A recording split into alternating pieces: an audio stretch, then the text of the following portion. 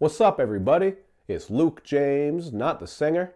If you're looking to get your music reviewed, you can hit up this email that's right here. But today, we are going to talk about this new Tyga album called Kyoto, which apparently, for some reason, features a slutty-ass Thundercat on the cover. Do you see this chick right here? She looks like the slutty daughter of Tyga and Chitara. Or maybe Lionel was involved, maybe Panthro was involved. I don't know, maybe even Snarf was in there hitting it like, oh, Snarf, oh, Snarf, Snarf. They could have been running a train on her. I don't know, but that just made me think of the Thundercats. That's my overall point, goddammit. But as for Tyga himself, he's a rapper from California, and regardless how you feel about him, he's got tons of hits out there. Especially if you look back in the past when he had jams like Rack City, that shit took over the clubs for a while. But when it comes to his albums and tapes, he's certainly not met with much critical acclaim. He's not an artist who really is much of an innovator, and he's not a game changer in any way, in my opinion. And speaking on the innovation side of things, he is doing something a bit different here because it is his auto-croon R&B album. So it is different for Tyga, but the overall sound here is so outplayed, and you have heard this a million times before.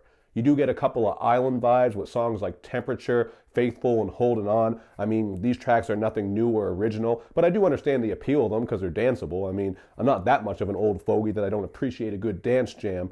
And he's coming through with some R&B tracks that throw back to some R&B classics. He has a song on here that's actually called Ashanti and Ja Rule. This one is obviously representing for the Murder Inc. duo who had a string of hits, so he's quoting some of their lines in there. And then he has R. Kelly's sample from Feelin' on Your Booty on the song King of the Jungle. He really is throwing back to some of these old R&B hits, and he really doesn't have the chops or credentials to do that, so I don't know why he even bothered. He even has a song on here called I Need a Girl Part 3, and the audacity of Tyga to make a Part 3 to this when Part 1 and 2 are classics. That is just disgusting. He should have left that alone, but he didn't. I mean, stylistically, you can understand what he's going for here. This is that very common, poppy, safe, generic auto-croon R&B. But you know what? This style is being done by everybody. He's not bringing anything new or original to it. It's just like, all you're getting is some wavy production. You're getting very lackluster vocals and songwriting. So it's hard for me to praise this. This is not the R&B that's going to give you any type of shivers when you hear his voice or make you really feel something when he's singing. And to me, that is the essence of a truly great R&B album. I mean, vocally, Tyga just sounds like any other low-tier auto-crooner. He doesn't have any great harmonies or anything like that. You yourself, the viewer, could probably get in the booth and do what he's doing on here. You know, you just sing lazily, and then you let the auto-croon slather everything over top, and that takes care of the rest. It's like when you make a sandwich with whole wheat. The whole wheat ain't that good, but if you load it up with some jam, loads of peanut butter on there, make that bitch like that thick, it's probably still going to taste all right to some people. You know what I mean? Maybe you fuck with whole wheat. I don't know. I don't really like it, but you know, there are some bad lines on here too, as I mentioned. Girl, you're hot and cold. That makes you warm. Tyga's a fucking scientist, apparently. Put this jersey on and ball with me.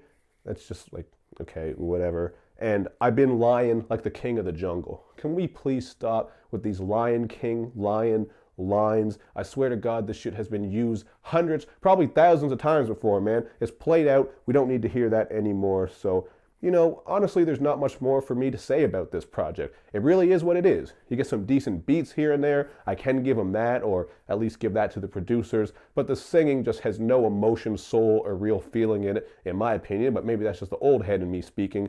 And you know what? Even when it comes to this genre, there are other artists out there who do it better than Tyga and do it more interesting. Maybe it has to do with the fact that lots of other artists have been doing this for a long time before him. But even still, man, Tyga is not doing much of anything on this one. And I don't see this as having a lot of replay value. Even if you don't mind a track or two here and there, I don't think you'll be coming back to these jams over and over because, as I said, man, most of these tracks sound like some shit you already heard before. You got some alright hooks, I guess, once in a while, some decent beats, but this is ultimately a 2 out of 5 to me. I'm not going to go lower because I do see what he was doing here. You know, like I get the whole idea, but just the execution to this is not good. It's nothing original. And did anyone want this R&B album from Tyga? Did you? Even if you're a Tyga fan?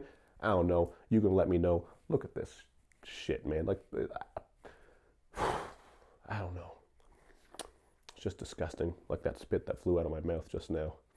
Dying over here, man. But anyway, that's what I think about this Tyga album. You can let me know what you think in the comments section. Of course, hit me up on my social media sites. Let me know what you think and all those good things. Show me love and show me lots of it. Thank you for watching, everybody. I will see you next time.